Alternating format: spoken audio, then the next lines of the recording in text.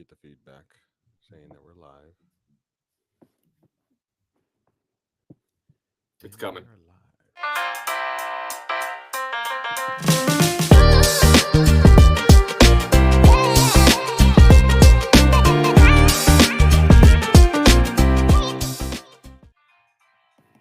Welcome to the DMV show. As always, I'm your host. Oh, wait, hold on. The layout's not right. Here we go. Welcome to the DMV show. As always, true professionals here. I'm your host, Geo. With me, my co-host, Mr. Noah Walker. How you doing, buddy? Excited to be here. The season's getting down to it. The field is getting thin, and we may have less fixtures to talk about, less teams, but we got really the best fixtures that everyone's been looking forward to. Yeah, I mean, definitely a lot to talk about. But before we dive into it, as per usual, people, do make sure you hit that subscribe button, like, comment, and engage. We will be checking the chat periodically through the show. So if you want us to engage, there's only one way to do it. Reach out, reach out. Uh, but we're gonna start today. We're gonna do the opposite of what we did last week, and we're gonna heavily focus on the Super Soccer League because while the UPSL is in full swing on the playoffs, not a lot of the teams that we're covering are sticking around. But we'll dive into that here in a second. And and NPSL is obviously just in regular season, a little bit of a lull right now. But let's dive into Super Soccer League. And no, I want to start with I think it's our favorite topic. It's one of the pillars to the Super Soccer League, and it's one of the pillars of why we do what we do, and that's promotion relegation, right? Uh, this is not many leagues in the U.S. have this. Not many. Some teams are trying to establish this, but we are the Super Soccer League is built on this foundation, and we have a few teams going up. Well, one team for sure going up, the other one TBD, depending on how the playoffs go, and then one team is going down. I want to talk about first, No, you obviously. had it right. Well, we don't know the other You team. had it right. There's definitely two teams. We don't know it, but there are two teams. No matter how you shake Yes, it, there's two teams going up for yes, sure. it is two teams going up. We just don't know the other team. Is what I was trying to say. Uh, the and one team going down, but obviously, congratulations to Slancha. We said it last week. They have won their season. They have won the first place in Division Two, and they're automatically getting promoted upwards. They're not having to enter the playoff for the second spot. Anything before we move on from Slancha? Because I think we've sung their praises, but it's still a very nice congratulations. No, I mean, I just want to reiterate what I said last week. Slancha, they've earned it. They've earned it not only through their play on the field, but just through their character and bouncing back after watching another team lift the trophy right in front of them in a season where they felt they were on that level. They stuck around, they kept their players, and it wasn't a straightforward season. They had their ups, they had their downs, but they hit their stride at the end and a convincing, result at the end of the season. They're going up to Division One, and we can't wait to see that. Yeah, but now we do enter the playoffs, right, for the second promotion spot in Division Two, and it's a juicy one, man. It's a very juicy one. Uh, I'm gonna lay out the games, and then we could talk about each individual game. Uh, they're both gonna be on Sunday. The first one's gonna be they're both kicking off at the same time, which is very fun for me. It's fun. Uh, we'll have Baltimore City versus MSI Pro at Milford Mills, and then at the same time we'll have Touch Kings versus Etihad at Glendale Park, field number 3. Let's start with Baltimore City versus MSI. And no, I'm gonna just rip the band-aid off. I thought this was gonna be the final of this playoff. To be I honest. kind of did too. I put the cart before the horse in forecasting the matches. I didn't realize. Well, one, Etihad. This could have happened two ways actually. Etihad could have passed MSI, but that didn't happen because they drew points with Slancha, whatever. But I didn't. I don't know. Maybe I was like just assuming MSI was gonna, defeat Touch Kings, which was not wise. Touch Kings did a great job this weekend. They had an incredible squad, but they defeated MSI and now passed Baltimore City. I thought Baltimore City had in any case, we've got the seating. This is a match that's worthy of a final. MSI, Baltimore City. MSI were knocked out of the UPSL playoffs this weekend, which is unfortunate for their playoff aspirations with UPSL. But if there's a silver lining, they can put all of their eggs into the promotion basket in Super Soccer League. They can really, use their full potential, their player roster. And it's the same thing from Baltimore City FC. If I'm not mistaken, the APSL playoffs are at an end. So they won't have any extra travel. They won't have any other extra fixtures. I think we're going to see the very best from both sides. And so for that reason, this is my fixture to pay attention to across the Super Soccer League this weekend. Yeah, I mean, this is definitely a huge matchup. Like you mentioned, MSI is out of the playoffs. Baltimore City got kicked out by Christos, and Christos already wrapped up they went on to lose to Nova, but uh, so both teams, no distractions. I honestly, I beg and implore you guys to bring your top teams because like your top players in every position because like if you can, if no injuries, because there are some injuries that should be noted, especially for MSI. There's two big injuries, but um it has to be a top matchup because this is the matchup I was like, oh, this is gonna somehow become the final, which obviously didn't. We're seeing it in semifinal. We're getting treated here, and Touch Kings. We'll touch on Touch Kings here a little bit, but no disrespect to them. But I, for some reason, I thought this was the final, and because both teams have found their form really well right now in the last couple of games. Baltimore, I was gonna say kickers, Baltimore, Baltimore City has been doing so excellent in this past couple of games, and MSI both in UPSL and in Super Soccer League have done fantastic. Their players are finding form. They finally got Yusuf Berry back from injury. Um, their keeper Figueroa, who just had a rough game in the UPSL, this is an opportunity to bounce back. So there's so much on this game that I think this is a very exciting matchup. Yeah, and absolutely, and I don't want to overhype because I think the people will look and we'll see the names Baltimore City FC, MSI, and just that's enough for you know what I mean. There people are going to see that this is the matchup to watch. But Touch Kings and Itihad, that's another matchup that obviously as important. Touch Kings, they really showed what they're capable of, and at times they've had some lows, but they showed when they have all their star power present, they're a team to watch. Itty had credit to them. They've stuck over the longevity. They're a team that's shown up time and again. And I'm thinking back to that opening match against MSI. They did fall by a single goal, but they really proved something in that match that hey, this is a team that has to be taken seriously, and they're here at playoffs. They stuck around and were consistent and really, hit a little bit of a stride at the end of the season. Um, And so that's another match to pay attention to. But yeah, MSI Baltimore City, what a fixture! What a fixture! so I'm gonna touch on Touch Kings and Eddie Head here in a second, but I just want to say hi to a few people in the chat. I mean, we have your usual suspects: Peter, Randomazi, um, Oh, Alejandro. What's up, buddy? Peters. Mango, and obviously the coach of MSI in the chat here. It's funny he's dropping a little statistics here. Um, MSI's XG's last game was 4.5. So what he's telling us is we can expect goals in this next game. Yeah, yeah, that's a tough stat because the it just speaks to so much left on the table, right? And when those goals aren't converted, the game can go. We've seen it so many times. I saw it just this weekend. When you don't take your chances, it's almost this feeling of this wave of like what's about to come against you.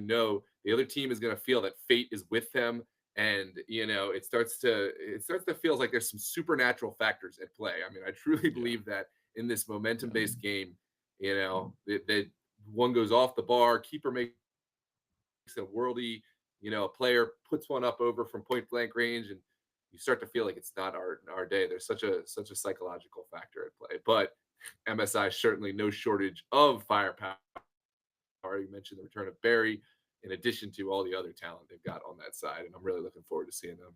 Yeah, I mean Warbowski has been absolutely on a tear for them. But Baltimore City too is finding form. But I kind of want to switch over to Touch Kings versus MSI, or I said MSI, Itihad. Itihad. There's three games I want to circle for Itihad. Right. It was the MSI Pro opening season match, which was a 3-4 loss for Itihad, and then it was the 2-2 draw they just had with Slancha. I think it was what, uh, less than 24 hours ago. And then, or actually, it's been more than 24 hours now.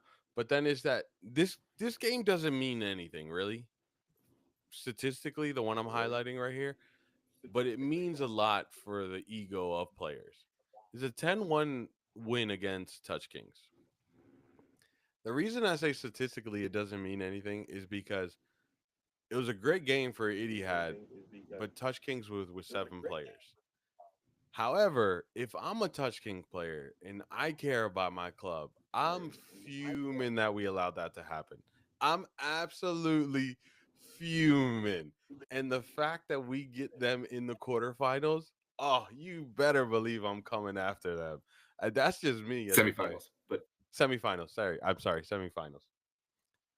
yeah, yeah, But that's yeah, me. absolutely. I mean, that exactly. You can put all the caveats you want, and 7 players, but the 7 players part isn't necessarily going to show up on the website. That scoreline will live on the internet in eternity, and people aren't going to always do the dive down. And yeah, I mean, if we're talking about life and what matters most, no, it's not in the top tier, but somewhere deep down as a competitor and who plays for the badge, that has to bother you, and you have your chance to right the ship, set the record straight, and not to mention there's a promotion spot here on the line. If all those things matter to you, and why wouldn't they? Then I think we'll see the very best from Touch Kings and Etihad this weekend.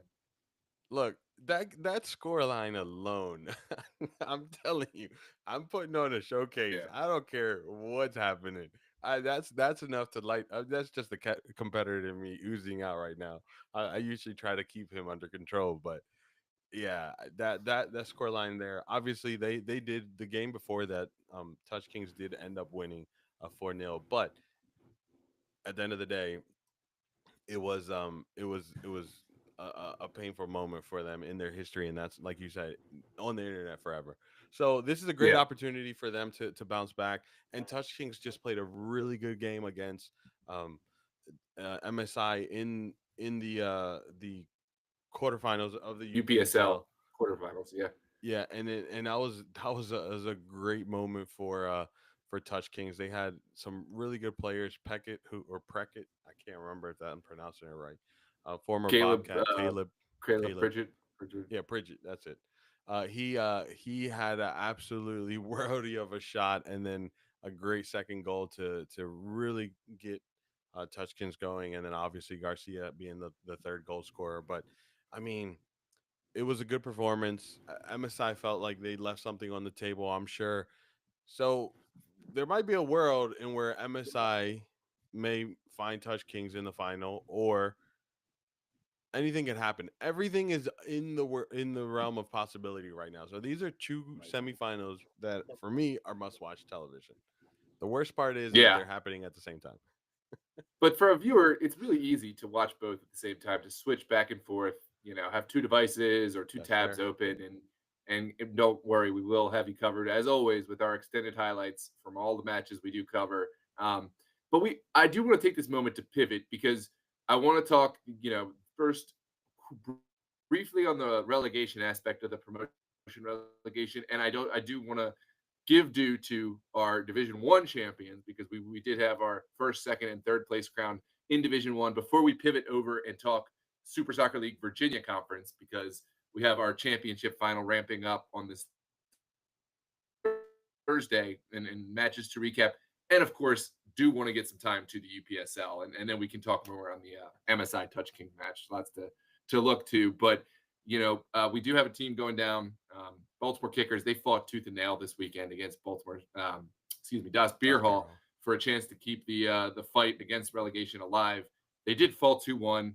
They clawed one back at the very end. Even a draw wouldn't have been enough to save them. But kickers are great.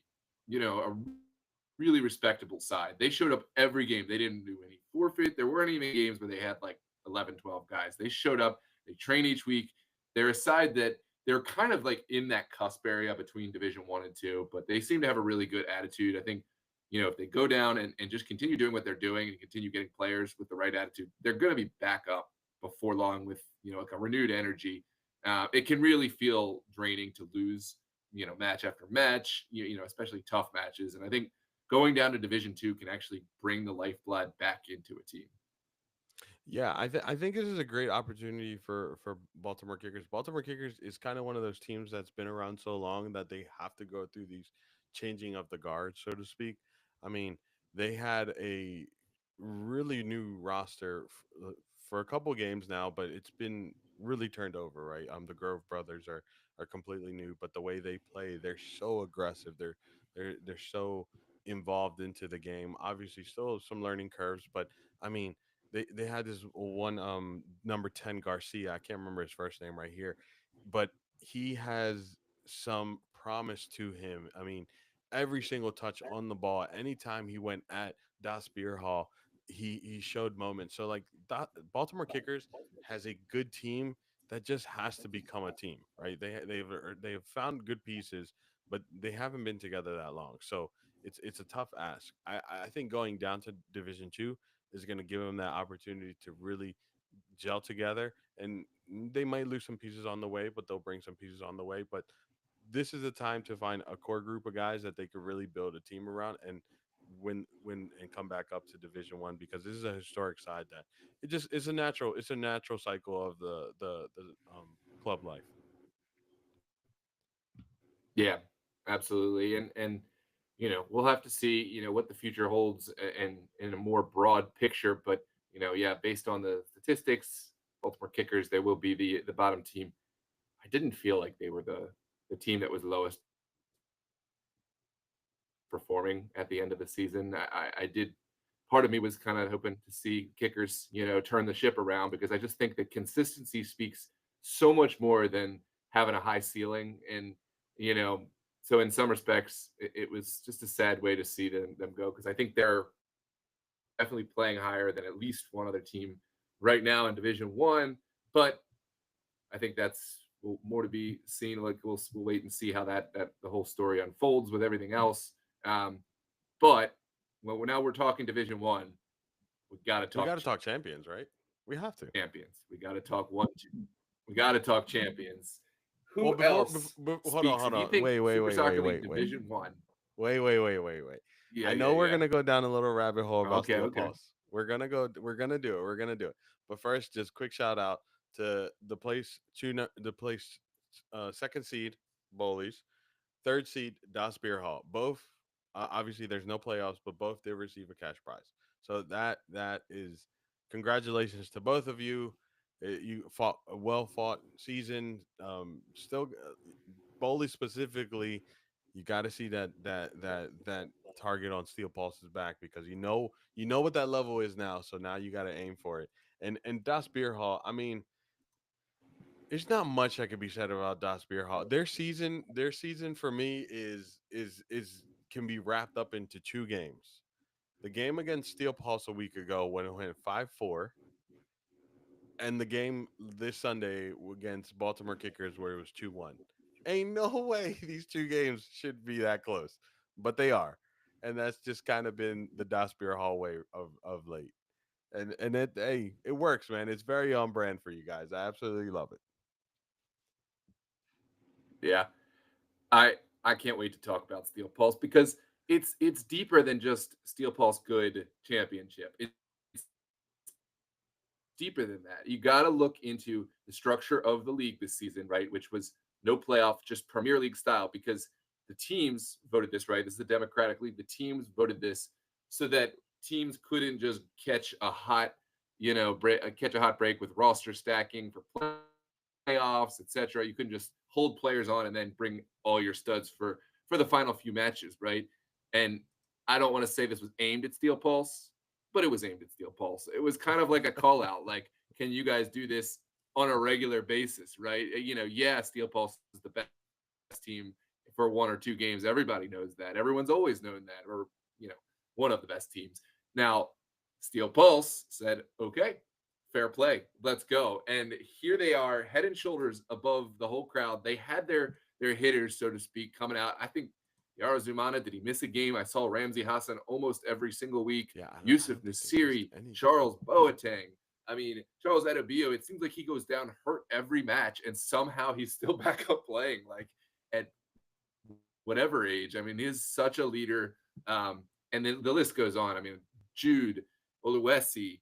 I really can't even name all the like everyone who deserves a shout out because they have such a talented roster. But the players bought in, and I think this might be the most bought in roster of Steel Pulse. Like there has been an issue. We'll be honest about this with Steel Pulse with mercenary guys. Like, are they playing for the badge, or are they showing up here and there? I think they got a group that really and truly is playing for the badge, and it was great to see them celebrate that because that's a whole new level of commitment to do it through the duration of the season, to answer the call, to answer the question, and it speaks they're a real team. They're a real team, and they're here, to stay.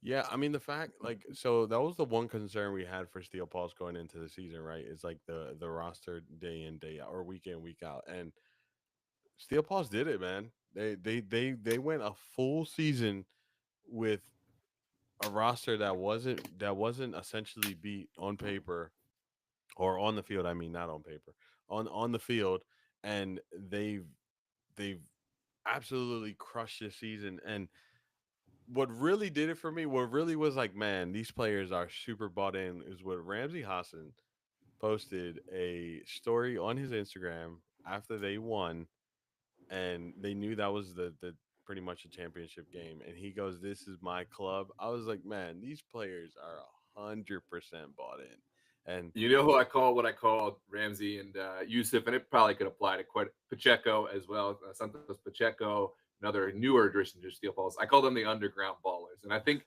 that can kind of speak to a few other players on Steel Pulse. Some of these guys, we know who they are. Like they're showing up in the big cash tournament things. Like they're the guys who didn't go the traditional route. Maybe they didn't play in college, or even some have played professional, whatever. But they're there and they're known entities. But like they're not just going wherever for pay or whatever. They're showing up for Steel Pulse, and I love to see that. I love to see them. This is my club. It's such a pride. If you get called up for Steel Pulse, you best believe that it's a meat grinder there. If you're not on that level, you will not get a call back, and you won't even feel welcome or comfortable going back. Like there's such a yeah, high expectation of talent, of footy IQ there, and it's not only Steel Pulse. There are sides like that, but yeah, there's definitely a special honor to say, yeah, I play for Steel Pulse. Like that's my team.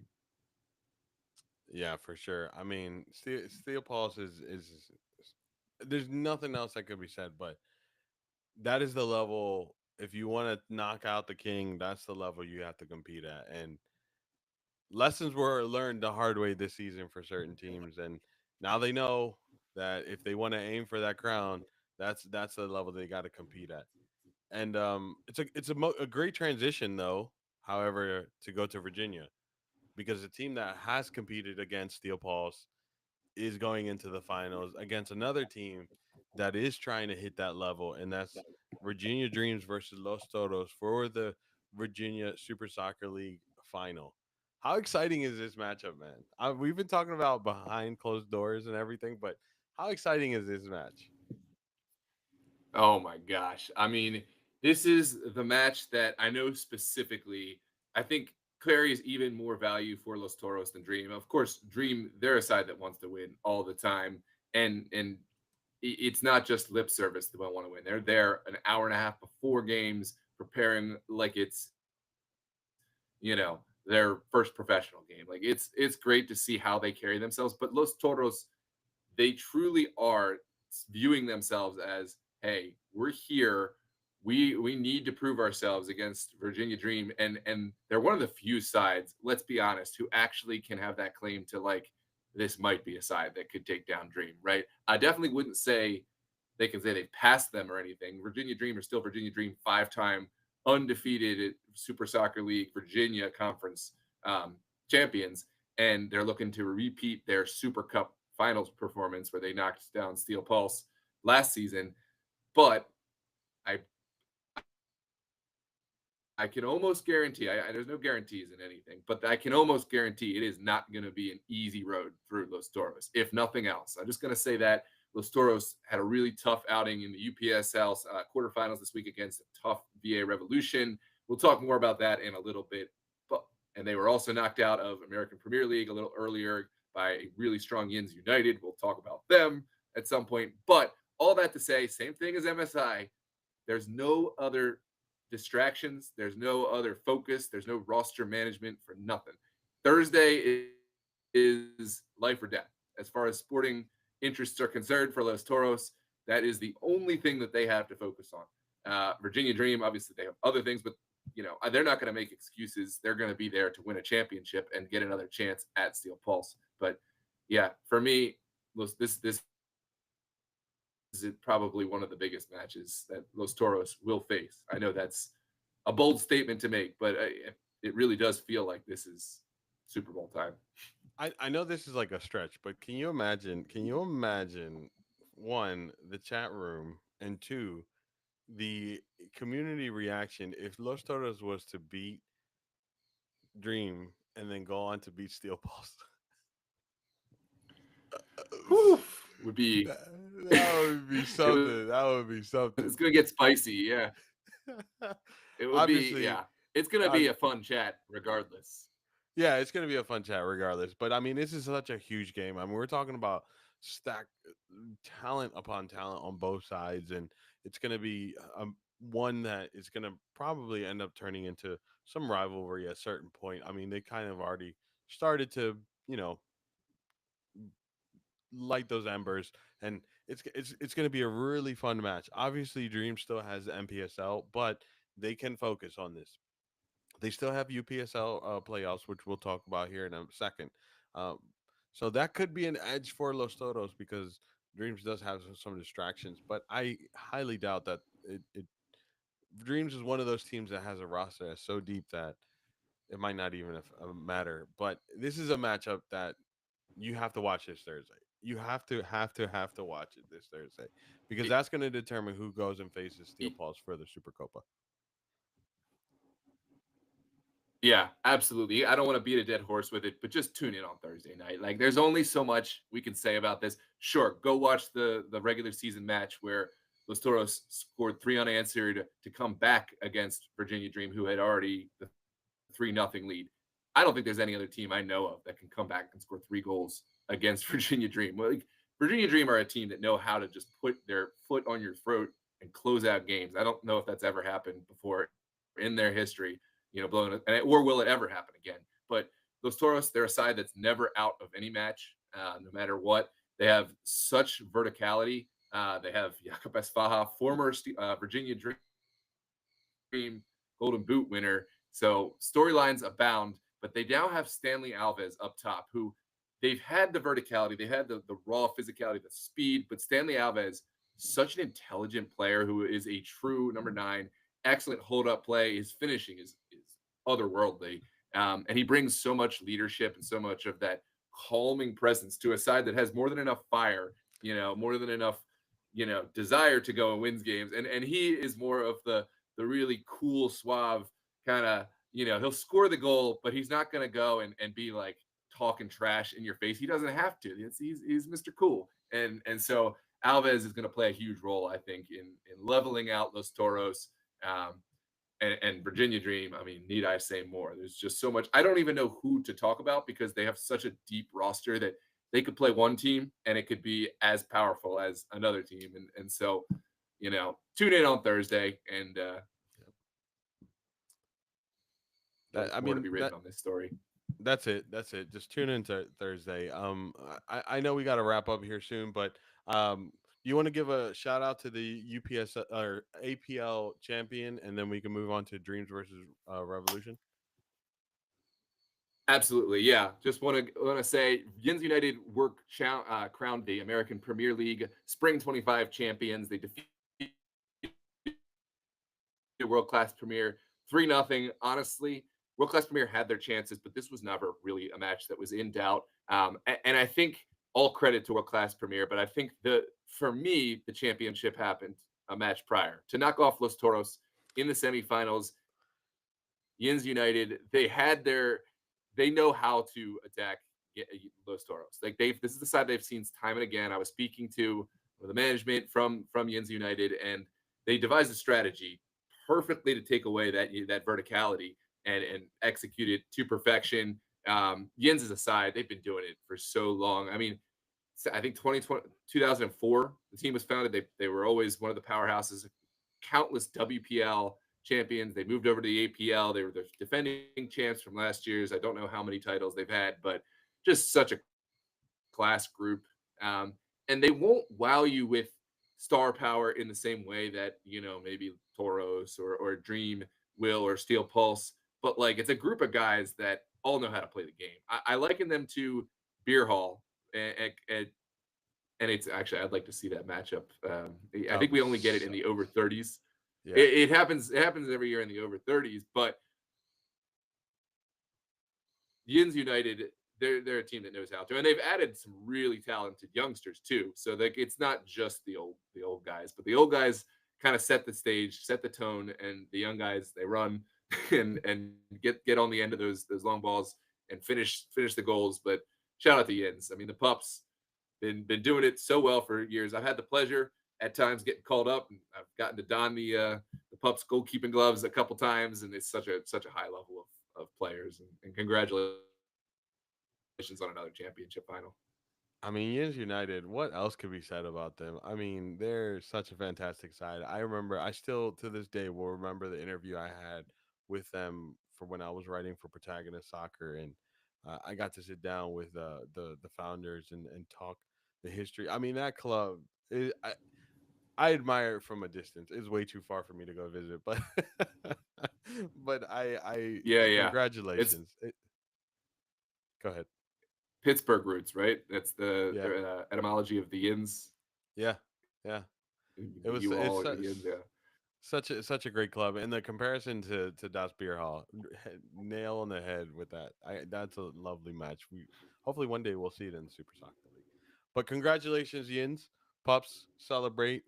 Have a good one, until your next season. Let's quickly transition into UPSL semifinals because we are kind of running short in time. So let's talk Dreams versus Revolution, Virginia Revolution. That is. Cool. Can we can, as long as it's okay with you. I mean, we can go as we need. I'm not the I do one want on to the recap time the clock. matches. I'm happy to speed run. Oh, sorry. Well, no, it's fine. I mean, this is podcast, man. We got to give the people what they need, what they want. I did also want to adjust the chat. First off, welcome everyone. Welcome Peter, Zambas, Mango, Aussie. Welcome Coach Carter and Kevin and Sally cheering on Yins United. Good to see you, Sally, and thanks for tuning in.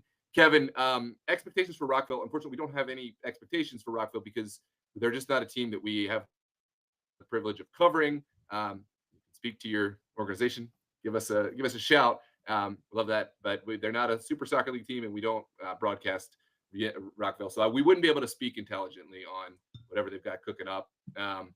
But with that said, let's talk about the matches we do have. And it started Friday night. Bridgeport and Chiefs United. This was one I tuned in. You had the broadcast, so you can add anything to this, but it seemed like Bridgeport got off to the much better start. Chiefs started slow, and they fell down early. They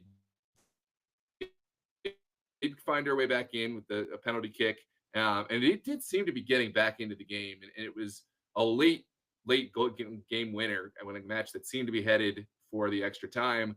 Kind of a miscalculation from the Chiefs United goalkeeper, where he came off his line, didn't really take a direct line to the ball, and it felt I felt for him because there's no do-overs in this sport and from any position, but a goalkeeper, it can be the most acute. We see it a few times.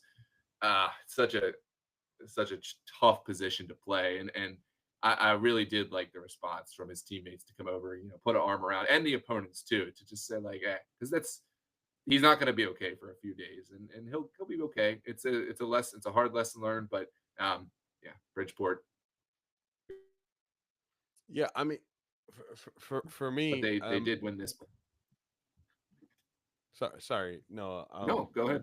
uh, for me, this game and MSI and Touch Kings for me were won by the coaches. And no disrespect to the players, and I'm not taking everything away from the players.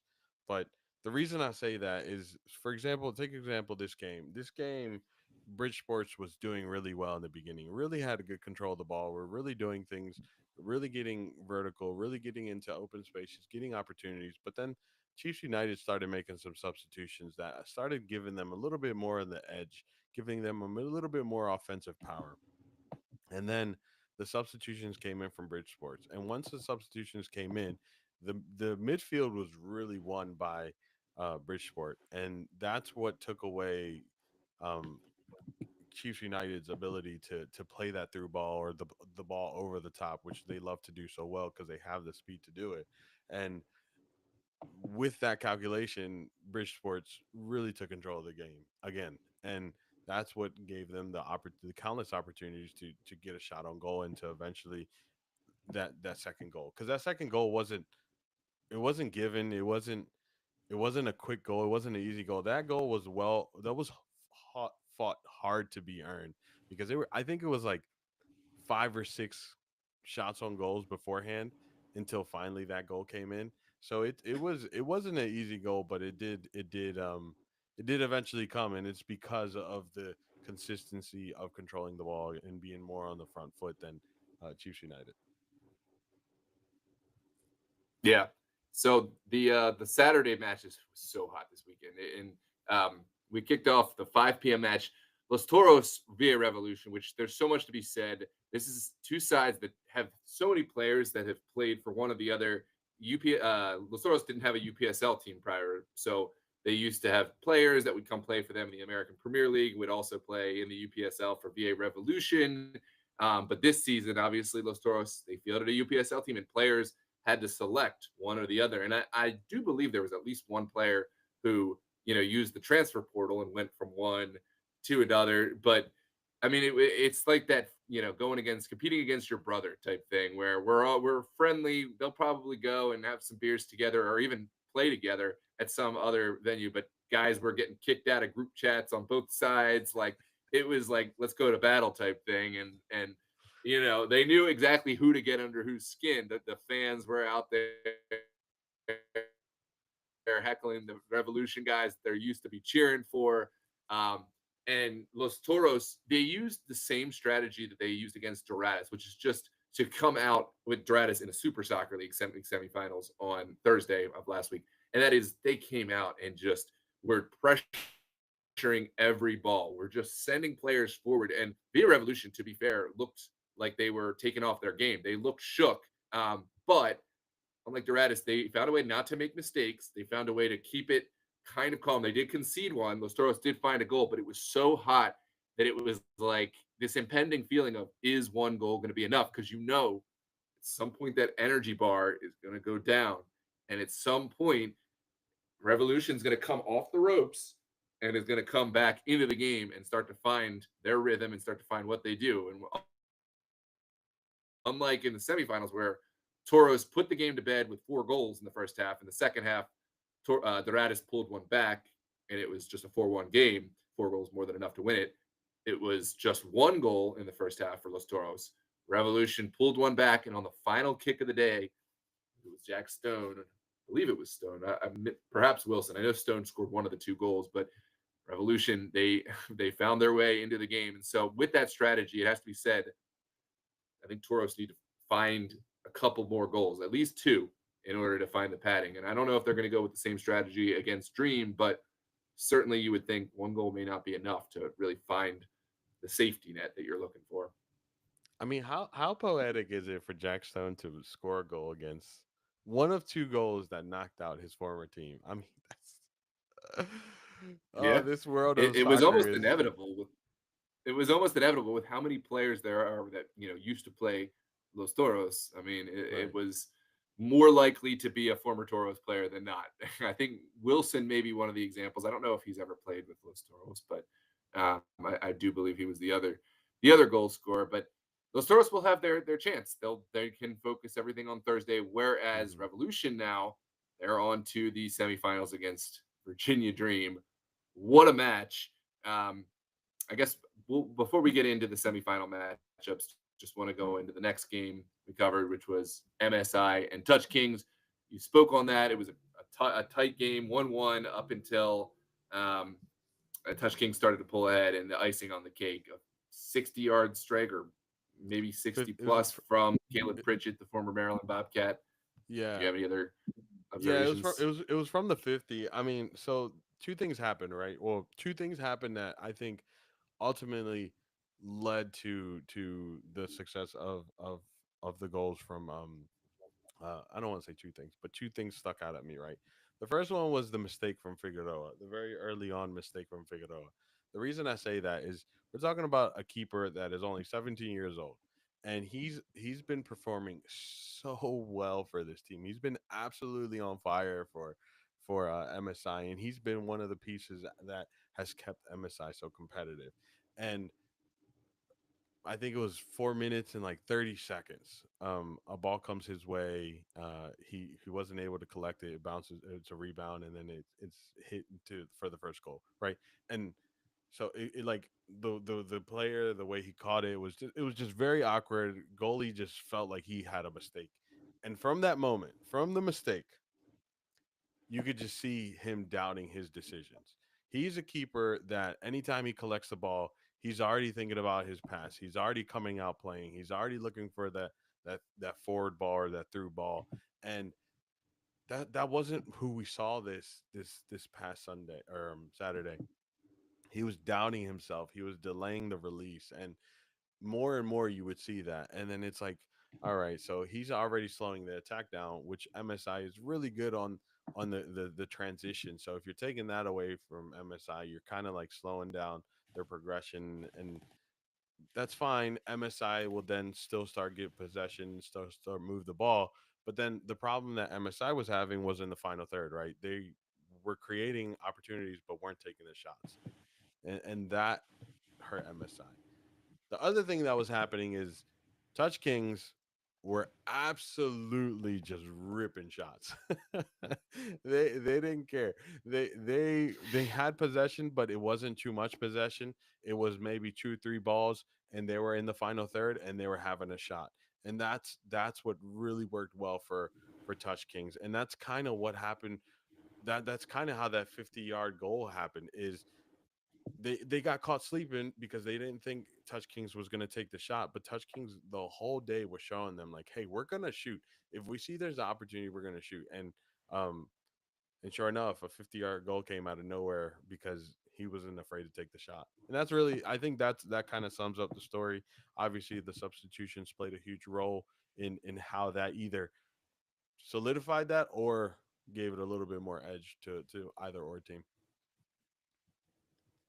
Yeah, I agree. Yeah, on Sunday we had one final UPSL quarterfinal match that we got to cover on the channel. It was Arlington Doratus, and I'll be honest, I'd kind of written this one as a simple, straightforward result. Arlington, they've been in the UPSL now, I think 8, 9 seasons, and they've won the DMV South. They've been in the playoffs, I believe, every single year they've competed. So this is like, as far as DMV South UPSL conference are concerned, they're royalty. They're like a surefire, contender every season. They've got players, they've got resources, coaching, resources as well. And Doratus, this is their first season in the UPSL. They're coming off of a tough 4-1 result in the Super League against Los Toros. I thought it was a straightforward result. And the longer this game went on, the more you just started to see the doubt and the fear from Arlington and the belief from Doratus. And actually, in the second half, I think Doratus did appear the better team for large stretches. But the one difference, they could not finish their chances. There was so many chances. I mean, there were balls put left and right over the bar. Goalkeeper for Connor Jones for Arlington made some big stops, but when you see the team that's not taking their chances, you just again you know what's going to come. And eventually, Arlington found a great ball from Conte, who, it was like his second minute in after entering on substitute, put a ball through, perfectly timed. Malik Tom, the former Maryland Bobcat, the Guyanese international, touched it home just with a class finish, and that was enough to seal the deal. But Arlington, I know they were not thrilled with, a not so convincing win, but I was really, really impressed with Doratus. They're a team that's going to be a playoff team in many years to come. So young. I think the average age is maybe 19 years old. So Yeah. lots to be proud of there. But that wrapped up our playoff weekend on DMV Sports Media. And that leaves us to the semifinals, which will have Virginia Dreams versus VA Revolution. I kind of just want to set the scene. The last two times these two teams have met were earlier this season. One went in the way of Virginia Dreams, a 2-1 win, and the other was a 2-2 draw. So that just tells you how close this game is going to be. Any insights before for the viewers that may have not seen those regular season games? Yeah, I had the privilege of covering the first, second. That was when I was away, but I sneakily tuned in from Nicaragua, even though you were telling me not to. But the first one was Revolution going into Meridian, going into the cloud, and I say steal a point, but there was actually a lot of chances for Revolution to be the victor on this day.